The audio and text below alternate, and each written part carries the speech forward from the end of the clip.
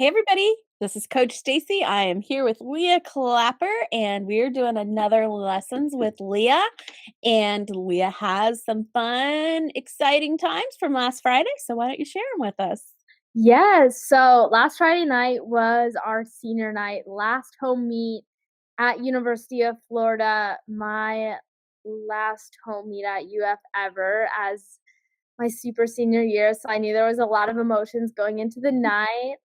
And I got to compete beam for the first time this season. It was an exhibition routine, but it's still the same as competing. I felt all the same nerves and all of that good stuff around it. It was the first time that I've actually competed in a competition setting since nationals last year. And in the past several weeks, we've been talking about all of the pressure building up to that and how I've been doubting my ability to compete under pressure and trust that a little bit. And thinking back to times of success that I've nailed my routines in competition before has been helpful, but knowing that your brain likes to focus on recency for confidence and trusting your abilities.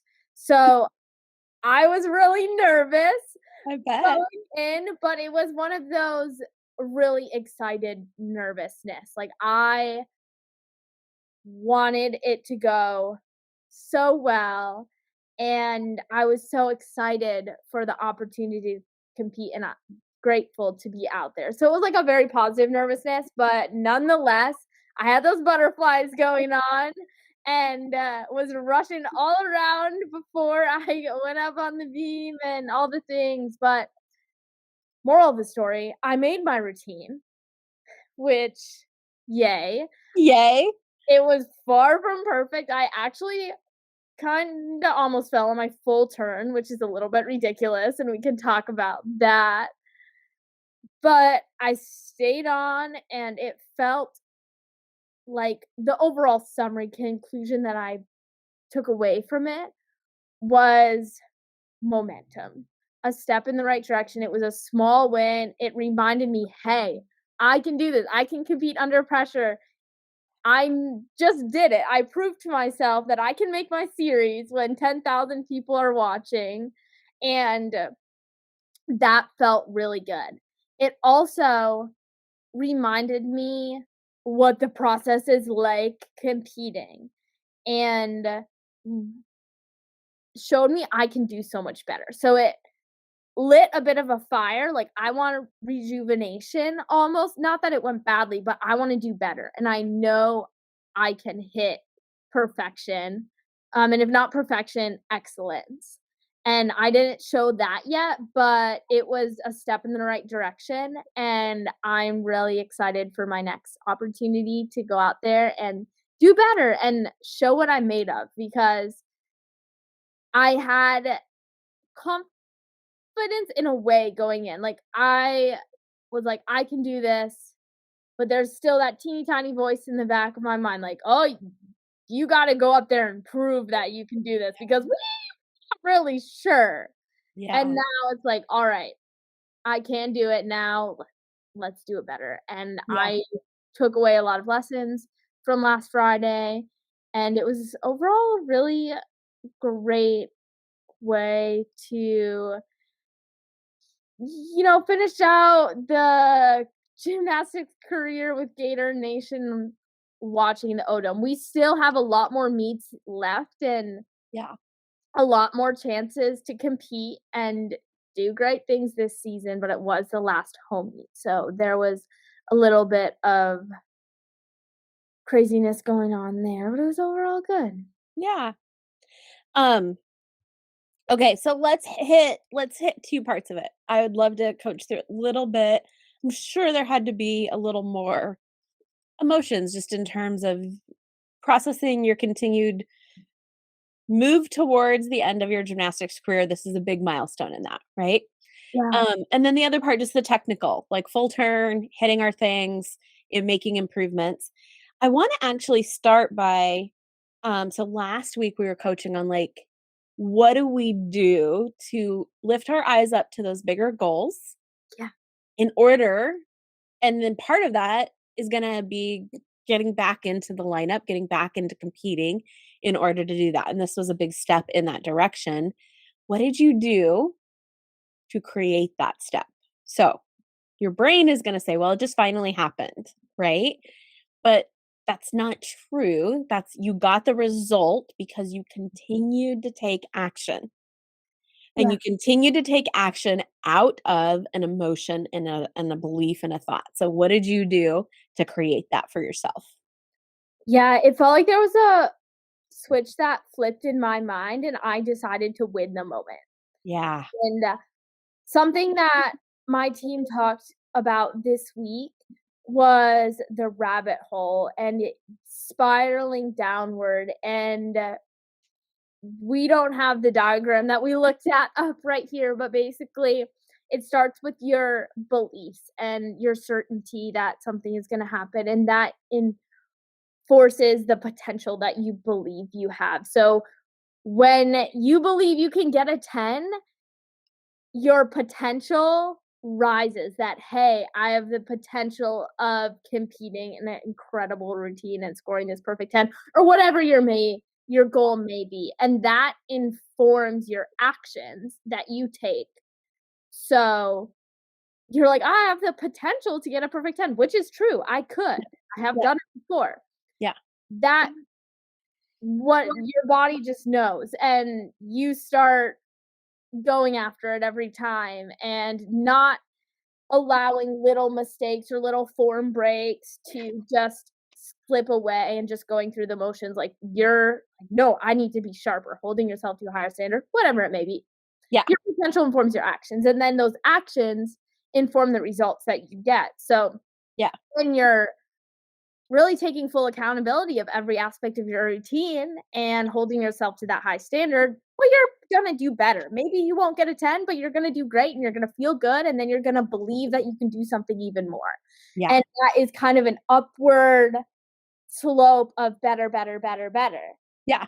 And that's what I feel like I got on, because the same thing is true for going down the rabbit hole. And when you start doubting yourself, "Oh, I don't know if I can do it." Before I was like, "I don't even know if I'll get to compete this season. I don't know if I will get the chance. I don't know if I believe I can do what it takes to get back out there and have the season I wanted to have at the beginning," which is a really bad thought to have, but it was going through my mind, and that, like, made me lower my potential Yeah. in thinking of the greatest thing that could happen this season got, like, brought down 17,000,000 notches, and then that informed my actions, so just going through the motions in the gym, feeling down on myself, being okay with not sticking the landings, that kinda stuff, and then the results were going badly. I mean, I wasn't even competing. Yeah. So and then that makes you feel like, "Oh." And then your brain goes, "See, I told," like your brain uses that as evidence to spiral further because it's like, see, Mhm. like it goes back to the thought model, right? Like you have the circumstance and then you have a thought, which a belief is just a thought that you think. Yeah, I think we one of the things I hear is a belief is a thought that you keep on thinking. But somebody else, one of my other coaches said a belief is a thought that you don't even like think about anymore. Like it's unconscious. Like yeah, you don't even question it anymore. You're thinking it so often that you don't even think about it. right, and it's just And kind of then aura. it's like something you've decided is true, right? And then that creates a feeling, which then fuels the actions that you take and gets you the results. And the spiral that you're talking about is just like model upon model upon model upon model. Like it just Yeah, keeps, because then what our brain does is our brain then uses the R line, the result, to become our new circumstance. And right, then it's like, yeah. see, that happened. But Mhm. going up, Yeah, your brain so is both using your result line to yeah, become your new circumstance. yeah, and the results that you get, those inform your beliefs, whether "Oh, I don't even think I can do that anymore," or "Hey, let's reach even further. I think I can get there." And I feel like the past couple of weeks, I started climbing that spiral staircase instead of falling down, And that really changed my mentality, attitude in the gym, and also the actions that I was doing in there. With a lot of different things from my 1.5 foot layout on floor that we've been talking about. They've been going much better, by the way, and Yay. improved a lot. I'm even keeping my feet together.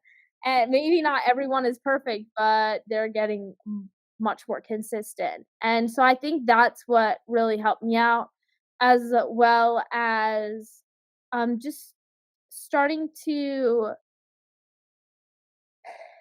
just that consistency which comes from that mindset Yeah. helped me um believe. But I did go and watch a lot of previous videos of my success in the past because I was making a little montage for super senior night, and that definitely fueled me in a way. And I'm really I'm feeling gonna like I've started my season now. Like, before it was like, "Is season really happening? This is very strange." And now I'm like, I'm in it. I'm a gymnast, so that feels really good and excited to see what's next. I'm gonna put a link to that montage in the show notes, so I gotta give myself a reminder. But Oh, guys, you gotta see it because it's so fun. Uh, and it's really fun too, just as a little side note, like, I've actually used it with a few gymnast coaching this last week, like, who are in their 8th, ninth grade, maybe even 10th grade year, and they're just kind of in the, like, like, "This is the best I'll ever get." Like, "I'm at the end of my potential. I don't have," kind of, because 'cause mhm. they're in that time where they're focusing on getting recruited, and so it's kind of their idea is they have to be the very best they're ever gonna be right now as a sophomore in order to get to get recruited, and, like, watching your montage and the amount of progress that you made from your freshman, sophomore years of college to this last year is pretty dramatic, right? And so, like, even just being able to kind of think about that and look at that was really fun. Oh, thank you. And I do feel like I've improved in so many different ways since that time. I think a lot of times I think back and I'm like, oh, I peaked during my junior year because I was doing the hardest routines I ever competed. I mean, my floor routine was a pike full in, a double Arabian, a double tuck, and a double pike. And that was a really hard routine. Yeah. And now, I mean, at the beginning of this year, I was just doing one double pike and then a Rudy layout. And now I've even taken the double pike out because of my ankle. But it's easy to think like, "Oh, I was so much better back then," but that is absolutely not the case. Yeah. And I mean, over just this fall, I was training like 1.5 twisting double backs into the pit. So, I mean, I still can do those skills. There's just a different focus in college gymnastics instead of just throwing all the crazy stuff as good as you can possibly do it, which is probably pretty bad in my case. Versus really focusing on the execution. And even though I've been doing less difficult skills since I came to college, my execution has gotten so much better, especially on bars and beam. Like, I look back at my old videos of layouts on beam, and my legs are like so bent, and it just was not as pretty as they are now, and same thing Yeah. with bars, my shapes were awful. And so I think as you transition from level to level and club to college, just those areas of improvement might change, and you Yeah. still need to celebrate the small wins even when it looks different from getting new skills and doing crazy gymnastics skills, because there are different ways that you're getting better, and Yeah. that's something I've learned. And I mean, the learning new skills hasn't stopped either. I've learned so many new skills this year, but it's just different. Yeah. Love it. So, anything you wanna coach on from the meet? You said your full turn, but that anything you wanna coach on? Yeah, I'm not sure we need to spend too much time on it Yeah. because I know exactly what happened. And Yeah. what happened was I got up on the beam and I was so focused on my layout because I pretty much make everything else in my routine 98% of the time, and it's easy for me. And even at that point, I wasn't really focused, but I was focused enough to tell myself, use your arms, and that's the main key I need. And when I nailed my series, I was like, "Oh, yeah, I really did it." And then I'm doing my dance and I'm thinking about, "Oh my gosh, this is the last beam routine in the O Dome. What if I start crying during my routine?" And then I do a forward roll straddle thing, and my leotard, like, went straight up the right side of my butt cheek, and I got this huge wedgie, and so all I was thinking about going into my turn was, I have this giant wedge, and the whole arena can see half of my butt right now, and obviously you can't fix it during your routine, so that's really what was taking up all the thoughts in my head, and I was not saying my words, and I should've just refocused back to my words and the cues that I need to do the rest of my routine and be sharp. But I was like, I was like, emotions, wedgie, and I'm like going through the motions of my routine, obviously, not with a million things going through my brain. And then I just didn't even like make my full turn all the way around, and it turned into this big wobble, which it felt like I almost fell off the beam, but looking back at it, it really wasn't that bad. It was definitely a 2 or 3/10 deduction. It could have been worse. But after that, I kind of got back into my rhythm, and the rest of the routine was pretty good. I didn't wobble again, and I didn't stick my dismount, but it was, like, just a small hop forward, so room for improvement. Yeah. I think the biggest thing that I, mm, can take away from that for next time is focus back on those words and fight to stay present and like even when those thoughts about external things, even looking at the judges or the noise of the crowd because they like to go, oh, like when you wobble or something like that. Um, and just even if those things creep in, going back to the words and keep Yeah. coming back. And that comes with practice, but I do it all the time in the gym. So just continuing to focus on it in the gym and during the meet, I think can solve that issue. In addition to actually doing better full turns because I yeah, I had a little bit of a struggle actually last week with full turns. They weren't actually going that well, so maybe it shouldn't have been that much of a surprise that I messed it up at the meet. Yeah. Um, what has your struggle been? Are you falling forward, sidewards, backwards, Backwards. backwards? Yeah.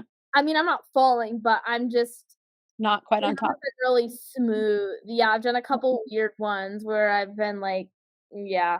Yeah. The the other interesting thing that I want to touch on that I think is interesting to talk about that I forgot about, but I didn't get to warm up everything in my routine during my touch. Okay. And I barely had any time left. Like our touch warm up, I was the last person to go since I was exhibition, and we had 2 seconds left on the clock. My coach was like, "Go, like get on the beam." And I get up and I was feeling rushed and I did Mhm. the series and I did one layout and I fell, which doesn't stress me out because I was like, got it out. Like usually the first one sometimes goes bad anyway. It was fine. Wasn't stressed about it. I was like, then I was thinking, do I get back up? Like whatever. I got back up. I did a turn and my coach is like, get off, get off. I don't even remember if I did a leap. I definitely didn't do a dismount. I only warmed up. I didn't warm up my series and I didn't warm up half the other things in my routine. And that was interesting. Yeah. Honestly, I didn't let it bother me, which I'm proud of looking back because I was just thinking about how I do cold sets all the time and I know how to do my skills, so I'll warm up on the line and it will be fine. And it was fine, except for the full turn, but I love that. I love that you got your brain back to that. I do cold sets all the time. So 2 things in that. One, that you do the prep that you need to do in practice. So in practice, you do cold sets and, you do the things that you need to do to be prepared for those kind of scenarios. But then that you called your brain back to that. That you're like, because you could have stayed focused on that, right? yeah. Um, so a quick thing, turns, you always end where you start. So if you're ending backwards, you're starting backwards. If you're Right. starting backwards, you're usually doing it because you're feeling what? Um, I don't know if I'm feeling a certain way, but I'm trying to be tall, and then I'm not using my momentum Yeah. forward. Usually it's because 'cause you're feeling rushed, and so you're starting the turn before you get all the way up on top of your toe.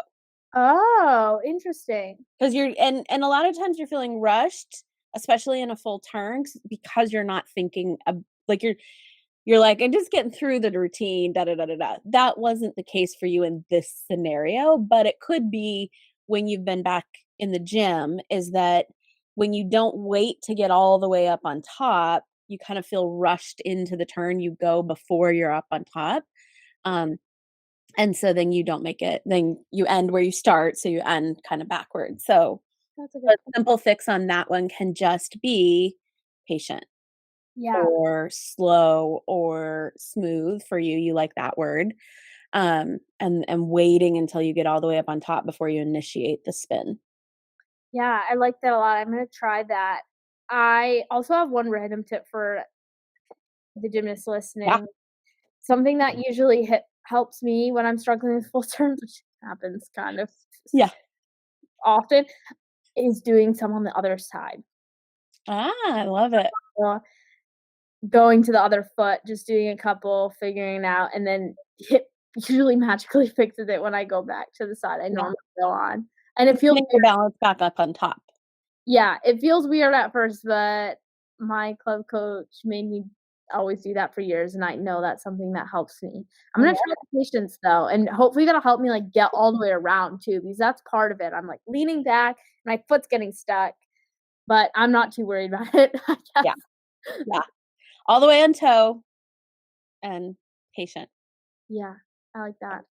Yeah, Um, okay, but one thing I do think for you, to call out on is as we move forward into the rest of the season and you get the opportunities to compete, every one of them has the potential to be the last. Not the last time you compete, but like, this is the last time I compete at this kind of home meet. This is the last time I compete here. This is the last time I compete there. This is the last time I compete there. And I think using that thought to let you savor it, but not letting that thought become something that distracts you from being present in the moment. yeah, Because I think, I mean, it makes sense. Of course, you felt that way in the O, right? Like, yeah, that's big. There's a lot of emotion there, but I do think it'll be easy for that to happen in the upcoming meets, so something that you can take from this beam routine to be prepared for is even to do some thought downloads around that and around your emotions around that, so yeah. that you can deal with them before instead of dealing with them During the routine? during the routine. Yeah. Yeah. I think at the meet on Friday, I was trying so hard not to think about that because I knew it was gonna distract me from my routine, and I did a good job of not thinking about it beforehand. Yeah. Then when I was up on the beam, it kind of got in my mind, and I know that feeling because, the same thing happened when I was finishing my club career. At Yeah. nationals, I was like, "This is my last Yeah. routine as a Gym America gymnast," and I let those thoughts get into my mind, and sometimes I think on floor it's helpful because adrenaline, Yeah. and beam, it's distracting. Yes. Beam, it's a little harder and Yeah. bars. Yeah. So, your suggestion being try to process those thoughts. Yeah, I think for you, you're kinda like, "Don't think about it, don't think about it, don't think about it," but I think if you actually do some mental and emotional processing around it beforehand, Yeah, that'll help, and so if you let yourself feel the emotions and process the emotions that you're gonna feel, if you let yourself, like, think through the thoughts and then the feelings that come up and you kinda deal with that beforehand, then they don't have to take you by surprise in the midst of it. You may not even feel them then in the midst of it, or if you are, you're kinda prepared for them. 'Em, you've kind of already processed them, and then it's yeah. easy for your brain to be like, "Oh, yeah, we know how to do this one," you know? Oh, I like that, and do you think just thinking through those thoughts, or do you think visualizing routines. So I think actually doing like a couple, maybe even a daily thought download. Remember the thought downloads where we just get all of the things in our head out on paper? and we Mm. get it all down, and then we take some of those thoughts and we run them through a thought model to see how they're actually, like, going to see how they're actually like, "Okay, well, if I'm thinking this, then how do I feel? Then what do I do? Then what's my result?" And kind of because sometimes, like, really, like, sometimes thoughts that seem really positive and innocent actually cause us to feel ways that we don't wanna be feeling Yeah. in the moment. Not that we can't feel those things, but here's where I'm getting at. This is one I use all the time. I used to think a lot my parents lived really far from me, and Mm, I would think, "I miss them so much." And I mm, miss them so much seems like a great thought to have about your parents when they're far from you. But yeah. for me, I miss them so much always caused this very, um, like, really sad, despairing emotion, and so then out of that sad, despairing emotion, I would withdraw, and I wouldn't call them, and I Mm. wouldn't text them, and I would, like, stay out of contact with them, Yeah. and then the result was I was actually missing them in our relationship. I was missing the relationship with them. Interesting. And so when I started doing some thought downloads and I processed that and then I kind of saw what was going on, one, I processed the emotion of the sadness and the despair I felt about missing them. But Yeah. then two, I started being more aware that when that thought came up, it was a very unhelpful thought for me. And Right. so I would then shift it to like, I want to connect with them.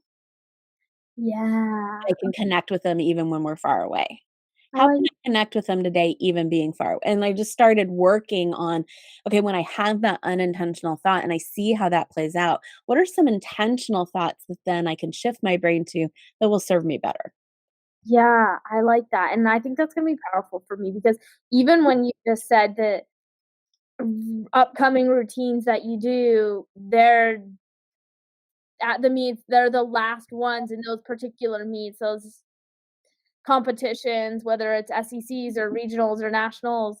Um, like, when you said that, I felt it in my body, like, I felt, like, burning in my throat, like, tears, wanting to come to my eyes, and I feel Yeah, like I tensed up a little bit, and even though it's exciting that I have an extra year of these opportunities that I didn't know that I was gonna have, but there's a lot of emotions wrapped up in there, and I definitely think that can be helpful, doing some thought downloads and going through the thought model for that.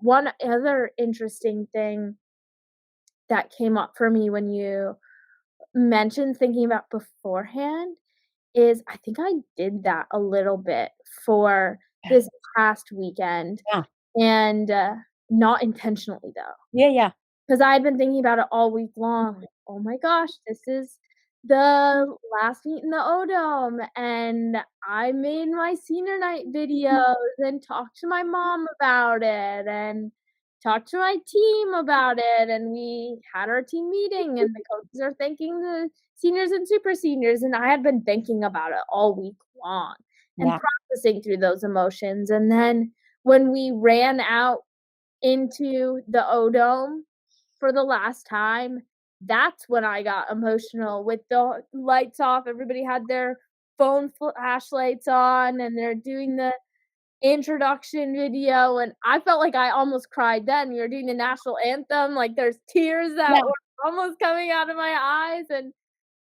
it was like, "Oh my goodness, this is one of my favorite parts of the meets," and that was the last time, and that was really powerful. yeah, Even now, I'm like, "Aw, it's yeah, bittersweet."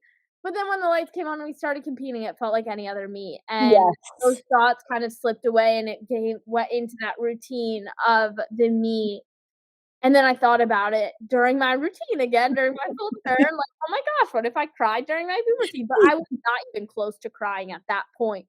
yeah, Uh, I was like, "This is a routine, I'm doing a routine," and it was fine, and then after the meet, we do a video thing that honors the seniors, and usually it's very emotional, but I didn't even have the urge to cry or anything, and I was wondering if I was emotionally broken or something. mhm, Feel kinda numb now, like, I'm happy. This is such a nice thing we're doing. We had a great meet. We just won the regular season SEC championship, and the parents come down on the floor with the seniors, and my mom was down there, she was crying, and I was just smiling.